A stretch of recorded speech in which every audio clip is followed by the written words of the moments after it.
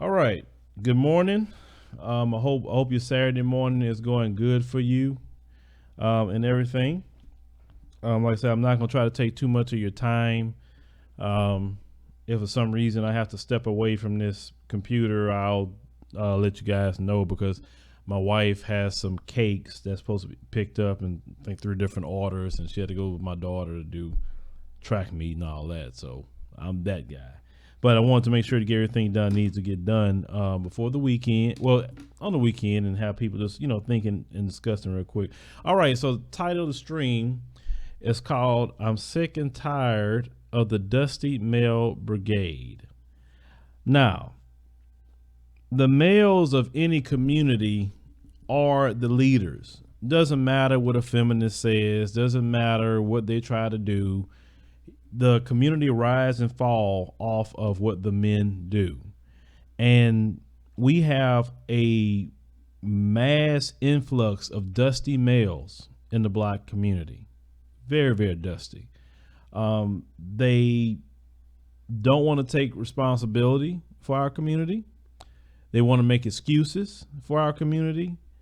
They don't want to deal with their failures and what they chose to do in their personal life.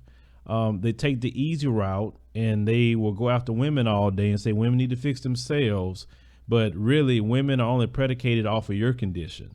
You won't deal with white supremacy because, as one of them told me, well, that's kind of hard. But it's not hard for you to attack women, but it's hard for you to go after white supremacy. Okay, I get it. You are cowards. You're failures. I get it. I know. And you choose that. It's not that somebody's making you be that. You're choosing that particular behavior. But the reason why I'm bringing this up is because we talk about all the time black community, black business. We need to support our own. We need to do this. We need to do that.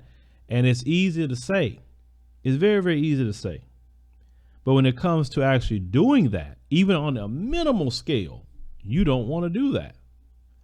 And the reason why I said dusty males is because I have more pushback from males than I do from women. I have more women being more supportive on some things than guys. And the majority, from at least from YouTube says, my audience are male, not female. So what's up with the dustiness? I wasn't raised around dusty men. I was raised around strong black men that say you're not a man if you're not providing for your family. Black men who told me you're not a man if you don't protect your family. You know, those sort of black men. I wasn't raised to be dusty. I wasn't raised to not want to do the right thing. I just wasn't raised like that. Okay. Oh, Miss South. Yeah, appreciate it. Well, you know what I'm about to talk about, Miss South. You already know. You know the game. But, when it comes to this platform, we put in a lot of work here. A lot of work. We take time doing the stories, the interviews. I don't have a team like that. I could have a team, but it takes support. And we'll get to that a little later. But we fight in the propaganda war. What I do, I am constantly fighting propaganda against you. I'm fighting for your reputation. I'm fighting for you to change your mind. And because, unfortunately, you are the bastardized children of the white man. And let me explain to you what I mean by that. You're the bastardized children. When we came over here through the transatlantic slave trade, I don't want to hear nothing about you was already here. I don't care. If you think that, don't discuss that with me. I don't care. But when you got off of those ships, you had your own languages, you had your own names, you had your own culture, you had your own everything. Every bit of that was stripped from you. All of it was stripped from you in a terroristic manner. And you were given the white man's name. You was given his way of life. You was given his religion. You was given his thought processes. You was given his opinion about you, and you have lived that ever since he has given that to you. why is it that in slavery, it was a crime for you to read and you would get in trouble for reading? And to this day, you still don't want to read. And the white man is not whipping you with a whip anymore. You still don't want to read. At one point in time, the white man told you to go in the back of the bus. Rosa Parks fought for you to be in the front of the bus. Most public transportation, black folks go to the back of the bus. Why is that? It seems like you automatically follow the rules of your bastardized father. They respond in the same manner as their bastardized father. Think about it for a minute. Any opinion that he has, they have. If they get angry at something, they get angry. It's parroted, okay? They will complain if a black-owned business gives them some service that's wrong, and they'll say that's why they don't deal with black businesses. But a white business can do them wrong too. They'll go right back to that same business that same day and spend their money. They're not gonna say I'm sick of these white-owned businesses. That's why I can't stand what they do. They don't say that about Asian-owned businesses. They don't say that about Arab-owned businesses. They say none of that. They go right back and spend their money. Okay? Now, we constantly, like I say, fighting for you at the expense of myself and my personal family. What I say puts me always on the line because I don't know who's out there. People threatening my life, people stalking, people doing all kind of things to me because I'm fighting for y'all. Because I want y'all to be able to stand up on your own 2 feet, see the world at least how I'm seeing it, and it's not through the lens of your bastardized father. It's through the lens of a black man that has had his eyes open to the world and society. Now, in order to do that, we ask for support. Nothing in this world is for free. And if you want me to break that down, I can break it down, which I probably will. But we ask for support. We have said maybe last year, okay, YouTube done its thing. The community needs to join together, and all these people saying they like what I do. Well, okay, let's get a certain amount. Let's go have our Patreon page. We got now 714,000 subscribers. We should at least be able to get a total of 3,000 over there to support. That way YouTube do what they want to do. We don't care. We can just keep putting out the content. Originally, when I did that last year, you had Dusty Males mad, Dusty Men making videos, pocket watching. That's what Dusty Men do. They more catted in women. They go run into other YouTubers. Like, these YouTubers don't tell me that you're running over there telling them this. Oh, why is he always talking about this? Why are you always talking about Patreon? Why are you talking about this? I wouldn't talk about it if you went ahead and supported a long time ago. It wouldn't be a question to me. I wouldn't say a word about that. But if the Young Turks ask you for $2 million for 4 employees, you don't question that. You automatically give it to them. Now, imagine if Phillip said he needed $2 million. I'm like, that's a lot of money for 4 employees, but okay. But you give it to him and won't say a word. But you have an issue with $2. Let me put up a comment real quick. That's what I'm talking about here. Here we go. Right here. And this was put on my community wall. So I'll put this somewhere. It says this nigga videos are only on to say Patreon. F out of here begging where you see nigga. We're trying to hear the truth. I'm tired of your channel. It's just stupid Christian stuff, which I don't speak the white man's Christianity. I believe in being a servant, but okay. And oh, sub to my Patreon. Every channel drops game for free. And nigga, you're a coon if you're Christian. You worship a white god and religion that was forced by white slave masters. And then you see the word. Okay, but let's focus on every other channel drops game for free. Well, let me talk about that for a minute.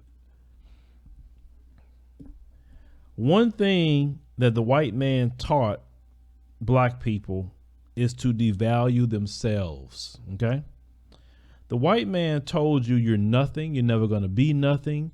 You are black. You're underneath them. That's why any black person actually look at themselves with some value and stand up for themselves, black men, black women, the first thing that the white supremacists say is, oh, he or she is an uppity Negro. Now remember, black folks are the bastardized children of the white supremacists, right? So they say the same thing. He or she is an uppity Negro.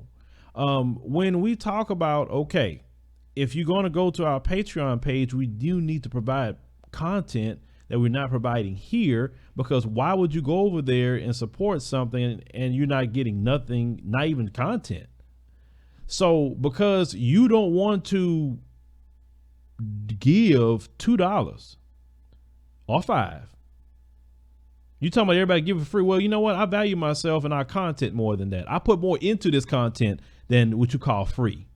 Okay. I'm not a kind of black man that's teaching black people to devalue themselves. I'm not that kind of black man.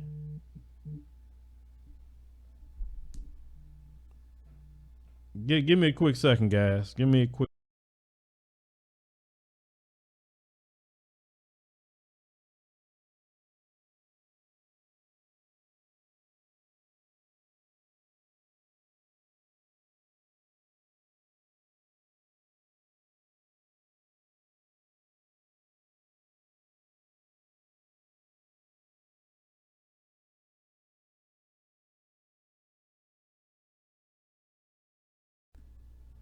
All right. Anyway, sorry about that, but that's the way they look at black people, is that you uppity if you value yourself or value your content. And I know I put in a lot of work on what I do here, and I will continue to improve it, because we need to be exactly no different than anyone else. So it takes funds to do that. It can't be for free. You go to public school for free, but guess who it pays for it? The taxpayers. When you look at people who getting food stamps and welfare, it's costing taxpayers money. That's not free. You go to college, that's not free. You got to pay for that. If you look at our greats, all of them who wrote books, those books, you got to buy them. Even if you go to church or the mosque or whatever you're going, the Quran, you got to buy one. The Bible, you have to buy one. It's not free. Pastor Porkchop wants 10% of your income. You give money at whatever religion that you're in, you give something, right? Because they have to have the lights on. They have to have the water running. You know, when you flush the toilet over there, they got to clean. They got to pay people. They got to do all kind of things.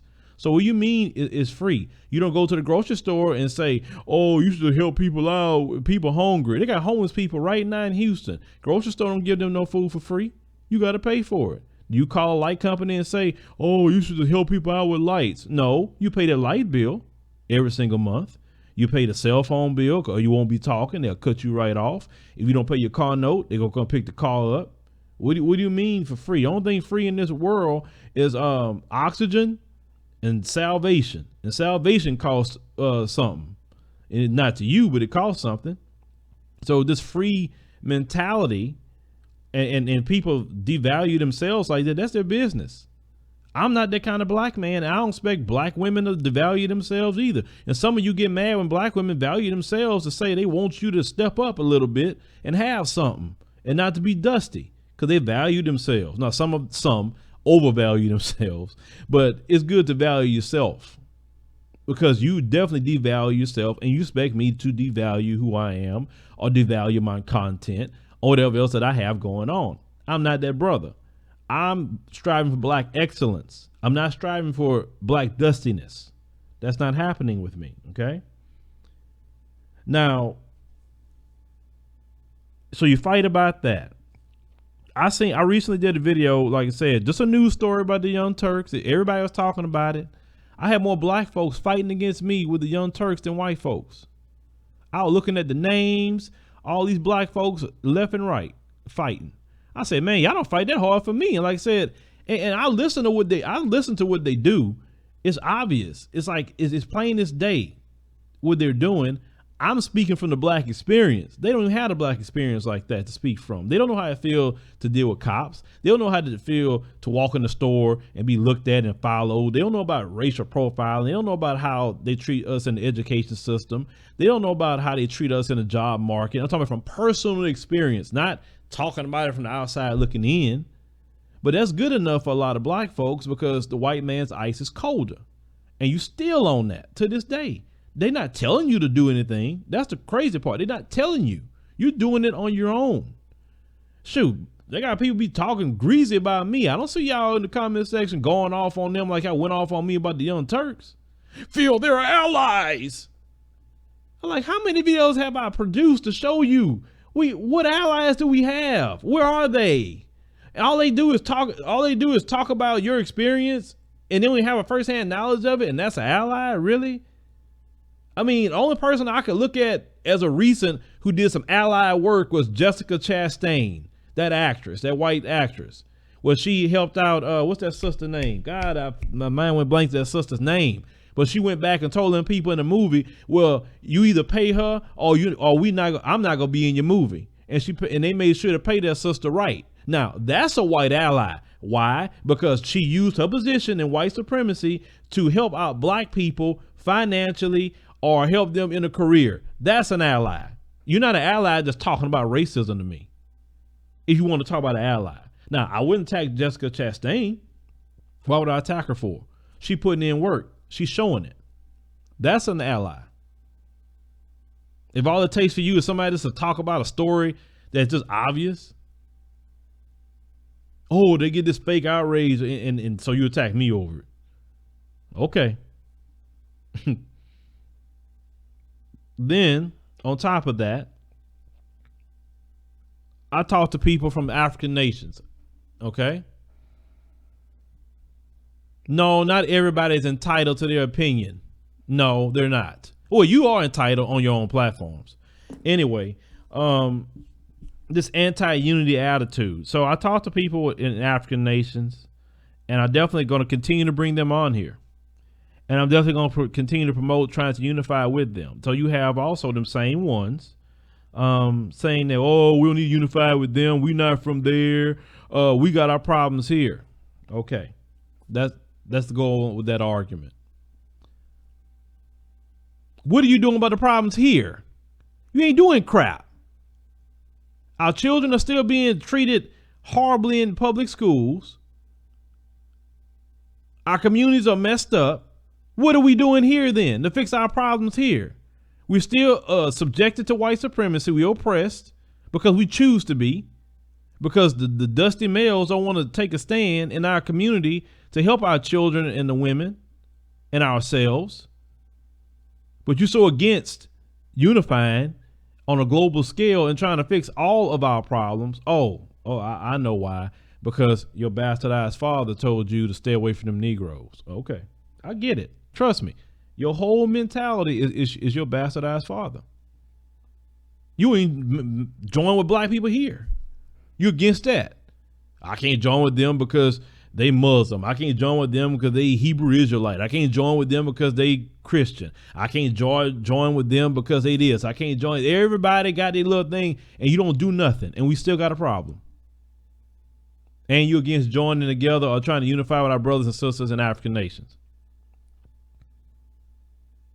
Oh, well, they sold us. Man, nobody over there right now sold you to nobody. What are you talking about? If you want to be real with it, ain't no African right now that's alive sold you any. Matter of fact, you wasn't sold. You a descendant that was born through that, but no African over there sold you. So that argument don't even hold water to facts. I'm not gonna blame the people over there today for what happened. And then the thing that happened back then is that they believed in indentured servitude, not the slavery the white man created. The white man's slavery was the most brutal form of slavery that was ever created. See, Africans believe in indentured servants. You work 7 years, they let you go. That's it. You wasn't supposed to be a slave from the time you born to the time you die. That was not how Africans did indentured servitude. As I stated before, if you watch the new version of Roots, Kunta Kinte even said how many years after work. Why did he say that? If you didn't catch that, is because in Africa, they say they were war, they were capturing the men. Okay, they indentured servants for about 7 years. And then they can either become part of that tribe or they can just leave. That's the way they worked. Children were not indentured servants in African kingdoms when they took over. Women wasn't indentured servants. It was just the men. With the white man slavery, it was the men, women, and children that were slaves.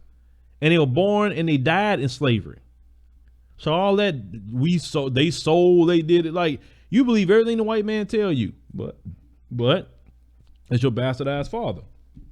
And you honor your bastardized father more than the so-called God that you say you worship. That's why me and Cynthia G did a Patreon stream about a week or two ago, titled "Becky and Brad is the God to most black people," and you can check that out if you join Patreon. Me and Cynthia G was talking about an hour and a half about that. That's who your God is. It's not the one you say you worship. You know, so some of you walk around and speak like you're better than them over there in African nations. Okay? You're not better. You say they coon. We are prominent coons in America. What are you talking about? The coons here make money. Sheriff Clark, Jesse Lee Peterson, Larry Elder. The cooning they do don't make them money. So you have some higher rate coons over here. Y'all act like we on some liberation over here in America. And they just cooning it up. But now everybody cooning it up over there. Some, yes, you got some cooning here. Cooning is a worldwide issue in the African diaspora if you want to talk about cooning. All y'all shucking and jiving.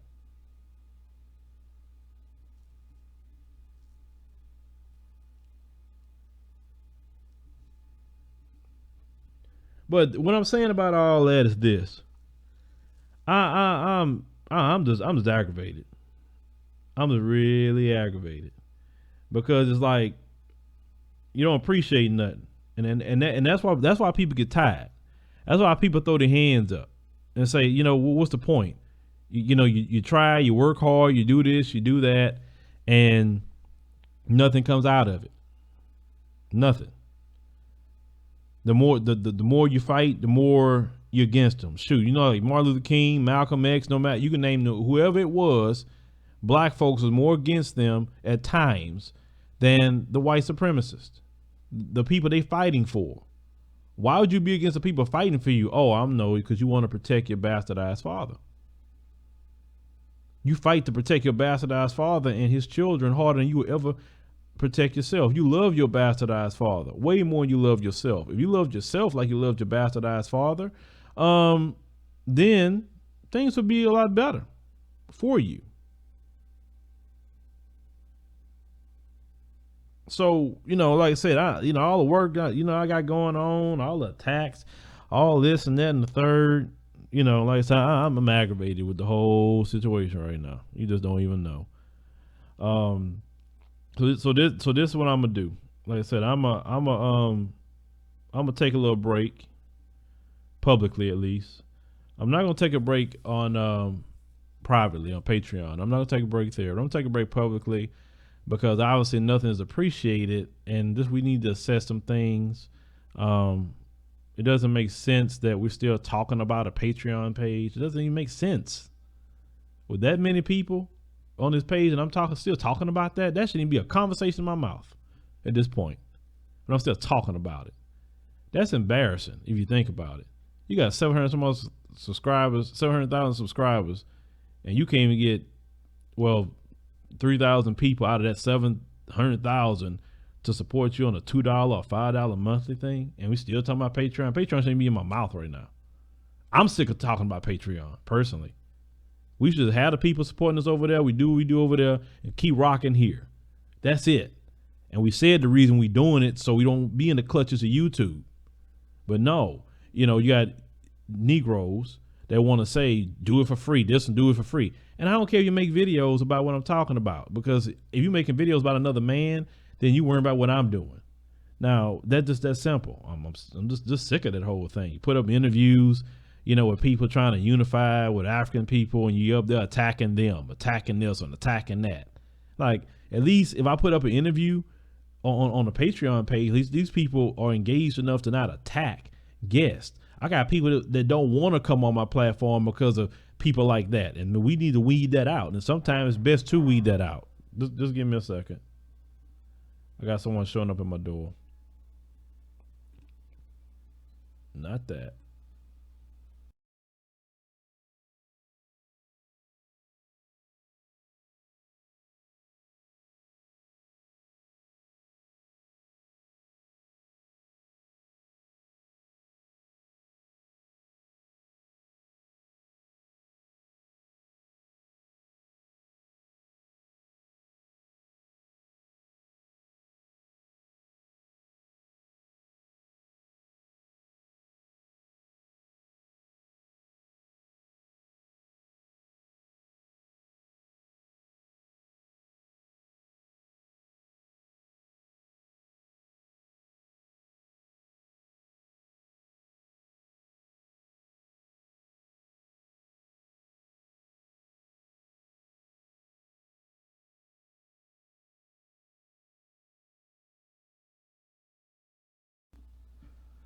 All right.